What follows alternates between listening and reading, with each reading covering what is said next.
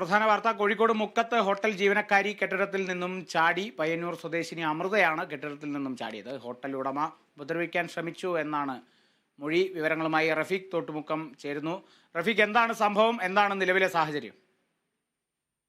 കാളിദാസ്, ഇത് ഇന്നലെ രാത്രി 11 മണിയോട് കൂടിയിട്ടാണ് ഇത്തരത്തിൽ ഒരു സംഭവം നടക്കുന്നത്. ഇത് കോഴിക്കോട് മുക്കം കോഴിക്കോട് റോഡില് മാമ്പറ്റ എന്ന് പറഞ്ഞ സ്ഥലത്ത് ഒരു ഹോട്ടലിലെ ജീവനക്കാരിയാണ്, പയ്യന്നൂർ സ്വദേശിയായ ജീവനക്കാരിയാണ് ഇത്തരത്തിൽ ഒരു ആരോപണം ഉയർന്നിട്ടുള്ളത്.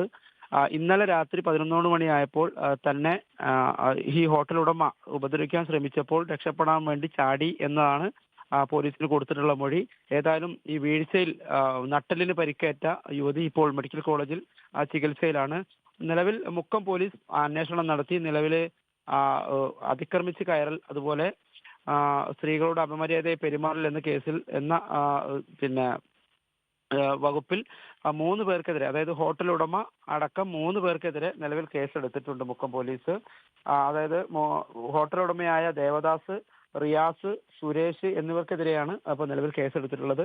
എന്തായാലും ഈ മെഡിക്കൽ കോളേജിൽ ചികിത്സയിലുള്ള യുവതിയുടെ ആരോഗ്യനില തൃപ്തികരമാണ് എന്നാണ് നമ്മൾ മനസ്സിലാക്കുന്നത്. എന്തായാലും നാളെ തന്നെ അല്ലെങ്കിൽ അടുത്ത ദിവസം തന്നെ ഇവർക്കെതിരെ അറസ്റ്റ് ഉണ്ടാകുമെന്ന് തന്നെയാണ് നമ്മൾ മനസ്സിലാക്കുന്നത്.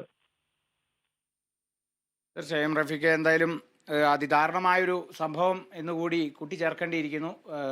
കോഴിക്കോട് മുക്കത്താണ് ഈ ഒരു സംഭവം. യുവതി ലോഡ്ജിൽ ജീവനക്കാരിയായിരുന്ന പയ്യന്നൂർ സ്വദേശിയാണ് ഇത്തരത്തിൽ മെഡിക്കൽ കോളേജ് ആശുപത്രിയിൽ ചികിത്സയിൽ കഴിയുന്നത്. ഹോട്ടൽ ഉടമ, ലോഡ്ജ് ഉടമ ഉപദ്രവിക്കാൻ ശ്രമിച്ചു എന്നാണ് ഈ ഒരു കേസിൽ 3 പേരെ സംശയിക്കുന്നു. 3 പേരാണ് ഈ സംശയത്തിന് നിഴലിൽ നിൽക്കുന്നത്. ഉപദ്രവിക്കാൻ ശ്രമിച്ചു എന്ന് തന്നെയാണ് ഈ ഒരു ഹോട്ടൽ ജീവനക്കാരിയായ മെഡിക്കൽ കോളേജിൽ ചികിത്സയിൽ കഴിയുന്ന ആ ഒരു ജീവനക്കാരി തന്നെ പരാതി നൽകിയിട്ടുള്ളത്, മൊഴി നൽകിയിട്ടുള്ളത്. ഇനിയും വരും മണിക്കൂറുകളിൽ അറസ്റ്റിലേക്കെല്ലാം കടന്നേക്കാം എന്നുള്ള കാര്യം കൂടി ഓർമ്മിപ്പിച്ചോളട്ടെ.